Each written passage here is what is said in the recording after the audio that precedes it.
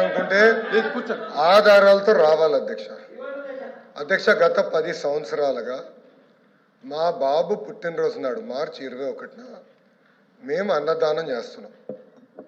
గత 10 సంవత్సరాలు మార్చి 21 మేము బాబు పేరు పైన అన్నదానం చేస్తాం. మీరు అలాంటి వాళ్ళపైన ఆరోపణలు చేస్తున్నారు. నంబర్ 1. నంబర్ 2, అదేమంటాడు L3 వచ్చారంటే L3 వస్తే రాదు కదా అధ్యక్ష, L1 వాళ్ళకి వస్తుంది అధ్యక్ష. కామన్ సెన్స్ ఉండాలి. నంబర్ 2. నంబర్ 3 అధ్యక్ష, మళ్ళీ నేను ఛాలెంజ్ చేస్తున్నా అధ్యక్ష, మీరు అనుమతి ఇచ్చింది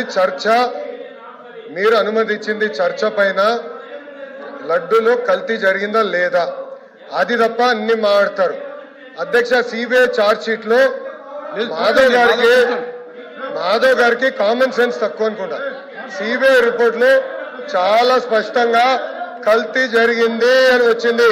వైవి సుబ్బారెడ్డి గారు కల్తీ జరిగిందని వచ్చింది చెప్పమనండి. రెండోది ఈరోజు ఏమంటున్నారు అధ్యక్ష వీళ్ళు తెలియపోవచ్చు.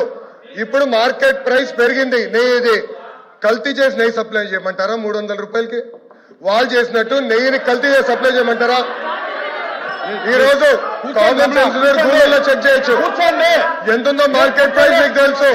కావాలని ఆరోపణలు చేశాను మీరు ఉన్నారు ఇక్కడ. మళ్ళీ చెప్తున్నా నేను మాకు కానీ మా కుటుంబం కానీ అపారమైన గౌరవం దేవుడు అంటే. మేము ఏనాడు మాకు రైట్ ఉన్నా ముఖద్వారం నుంచి నడవాలా, క్యూ కాంప్లెక్స్ నుంచి వెళ్ళిన ఘనత మాది. మీ నాయకుడు కనీసం సంతకం పెట్టాలా? మీరే మాడతారు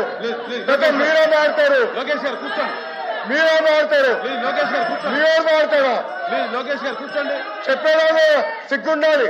కల్తీ జరగలేదంటారా?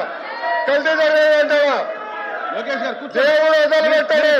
మాధవ్ చెప్తున్నా, దేవుడు మిమ్మల్ని వదిలిపెట్టాడు.